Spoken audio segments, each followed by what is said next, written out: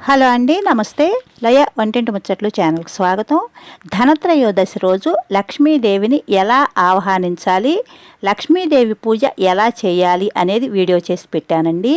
ముందుగా లక్ష్మీదేవిని ఆహ్వానించటం కోసం ముగ్గు వేసి పసుపు కుంకుమ పుష్పాలతో అలంకరించి అలా తమలపాకుతో అలంకరించానండి. తమలపాకు సకల దేవతలు ఉన్నారు కదండి, అందుకని చెప్పి తమలపాకులతో అలా అలంకరించాను. ముందుగా ఆహ్వాన దీపం పెట్టుకోవాలండి. ఆహ్వాన దీపం పెట్టుకుని ఆ పూజ అయ్యాక దీపం వెలిగించాక అప్పుడు లక్ష్మీదేవి పూజ చేసుకోవాలి. ఇక్కడ ప్లేట్లో కాయిన్స్ పెట్టానండి. అంటే ధనం మీద కూర్చోపెడితే లక్ష్మీదేవిని ఆ ధనం రెట్టింపు రూపంలో మనకి లభిస్తుంది అని ఈ ధనత్రయోదశి పూజ చేస్తామండి. అలాగే ధాన్యం మీద పెడితే ఆ ధాన్యం రెట్టింపు అవుతుంది అని. ఇక్కడ నవధాన్యాల పైన దీపం పెట్టి వెలిగించుకుందామని ఆ నవధాన్యాలన్నీ కలిపానండి. శనగలు, గోధుమలు, కందులు, పెసలు, బియ్యం అన్నీ వేశానన్నమాట. మనం 27 నక్షత్రాల్లో ఏదో ఒక నక్షత్రంలో పుట్టి ఉంటాం కదండి. అందుకని ఆ నక్షత్రాలు 27 నక్షత్రాలకు ఒక గ్రహం అధిదేవతగా ఉంటుందంట. ఆ నక్షత్రాలకి మనం ఏ నక్షత్రంలో జన్మించామో ఆ నక్షత్రానికి అధిదేవత అయిన ధాన్యం మీద దీపం వెలిగించితే మంచిది అని, అంటే ఆ గ్రహ దోషాలు ఏమైనా ఉంటే పోతాయి అని చెప్తారండి. అందుకని నవధాన్యాల మీద దీపం పెట్టుకుంటారు. లేదంటే ఆ మన నక్షత్రాన్ని బట్టి మనకి ఏదొస్తే ఆ ధాన్యం ఒక్కటి పెట్టుకుని కూడా ఇలా దీపం పెట్టుకోవచ్చు. అక్కడ దీపాలకి చిట్టి గాజులు, అమ్మవారి స్వరూపం కదండి, అందుకని చిట్టి గాజులు వేశాను. గోమాత స్పెషల్గా వచ్చిందండి మన కొత్తది. ధనత్రయోదశికి పెట్టి పూజ చేసుకోవాలి. ఇటు లక్ష్మీదేవి, ఇటు సైడ్ విఘ్నేశ్వరుడు ఉన్నారండి ఆ గోవు మీద.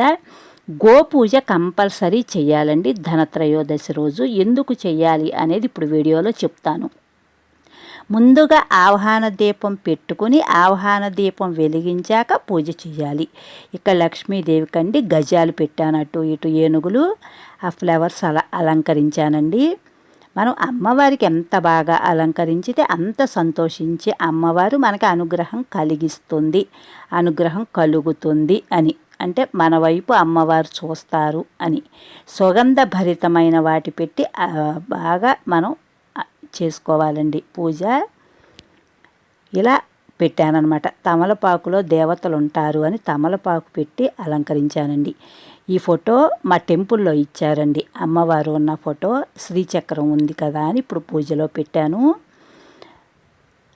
ఆ పాలు అన్నీ రెడీ పెట్టుకున్నానండి. బెల్లం, ప్రసాదాలు మనం వెయ్యి ఉంటాయి పెట్టుకోవచ్చు. పుష్పాలతో అలా అలంకరించానండి. సుగంధ భరితమైనవి జవాదు, రోజ్ వాటరు, చందనంతో ఉన్న ధూపు స్టిక్స్ అంటే అగరబత్తీలండి. అవన్నీ కూడా బాగా సుగంధ భరితంగా ఉండాలన్నమాట. అలాంటివి అమ్మవారికి ఇష్టము అని చెప్పి అవన్నీ కూడా సిద్ధం చేసుకున్నాను. ఇక్కడ పండు తాంబూలం అంటే పసుపు కుంకుమ, వక్క, కాయను, పసుపు కొమ్ము, పుష్పం రెడీ పెట్టా. ఈ లక్ష్మీదేవి ఏనుగులుండండి అటు ఇటు దండ వేస్తున్నట్టుంది. ఆ కాయను ఉంది నా దగ్గర, ఆ కాయను కూడా అక్కడ పెట్టి ఆ కాయనికి ఇప్పుడు పూజ చేద్దామని కుంకుమ బొట్టు పెట్టి అక్కడ పెట్టానండి. గవ్వలు, తామర గింజలు, ఈ వెండి పుష్పాలు ఉన్నాయి, వాటి పెట్టి ఆ ప్లేట్లో ఆ చిన్న కాయను పెట్టాను కదా, ఆ కాయనికి పూజ చేసుకున్నాను అనమాట. ముందుగా మనం కామాక్షి దీపాన్ని వెలిగించుకోవాలండి. అంటే ఆహ్వాన దీపంగా ఏ దీపమైనా పెట్టుకోవచ్చు. నేను కామాక్షి దీపం ఉంది కదా అని పెట్టి చిట్టి గాజులు వేశానండి, గ్రీన్ కలర్వి. మనం ఏదున్నా పెట్టుకోవచ్చు, ఇదే పెట్టాలని ఏం లేదండి. ఆహ్వాన దీపం పెట్టామా లేదా అంతే, ఏ దీపమైనా పెట్టుకోవచ్చండి. ఇప్పుడు గోపూజ ఎందుకు చెయ్యాలి అనేది చెప్తానండి. బ్రహ్మదేవుడు విచారంగా ఉంటాడంటండి. అలా ఎందుకు ఉన్నావని లక్ష్మీదేవి అడుగుతుందంట. అడిగితే బ్రహ్మదేవుడు సమస్త జీవరాశులు బాగున్నాయి, కానీ ఒక్క మానవ జాతి మాత్రమే సరిగా లేదు, ఏడుపులు కష్టసుఖాలతో సతమతమవుతున్నారు. నువ్వు వెళ్ళి వారికి ధన కనక వర్షం కురిపించవచ్చు కదా అని చెప్పి ఆ లక్ష్మీదేవికి చెప్తాడంటండి. చెబితే ఆ లక్ష్మీదేవి సరే అలాగే వెళతాను అని భూలోకంకి వచ్చి ఒకరింటికి వెళుతుందంట. కానీ ఆ ఇల్లు శుభ్రత లేకుండా అపరిశుభ్రంగా ఉందంట. అప్పుడు పక్కింటికి వెళితే ఆ ఇల్లు కూడా అలాగే ఉందంటండి.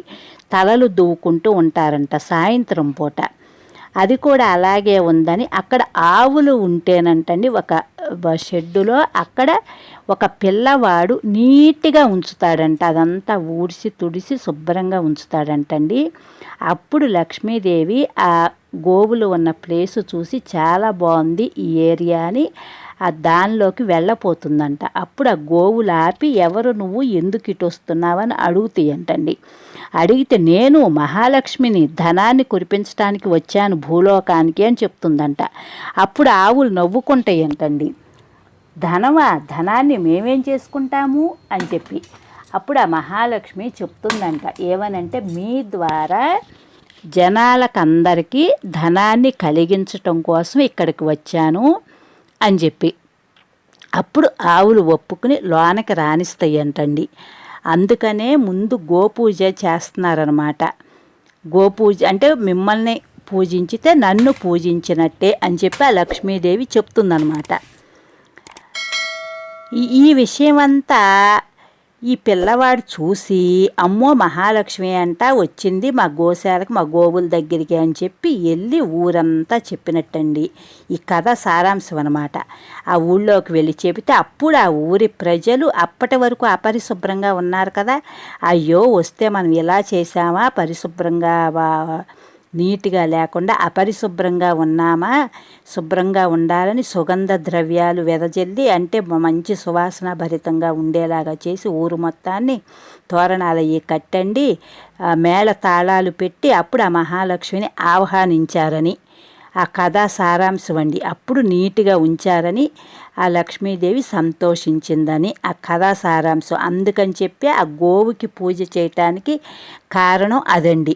ధనత్రయోదశి రోజు ఇప్పుడు గోమూత్రము, గోపేడ అన్నీ కూడా పూజించదగినవే కదండి, అమ్మవారుగా భావించి సాక్షాత్తు. అందుకని చెప్పి ఆ గోవుని కంపల్సరీ ధనత్రయోదశి రోజు పూజలో పెట్టుకోవాలి అని చెప్తారు. అంటే అమ్మవారు గోవు ద్వారా వరం ఇచ్చింది అని చెప్పి, అందుకే గోపూజ చెయ్యాలి అని. ఇలాంటి పద్ధతులన్నీ మనం పాటించామనుకో మన తర్వాత జనరేషన్కి కూడా ఇవి తెలుస్తాయి. తప్పకుండా ఇలా చేసుకుంటారని వీడియో పెట్టానండి.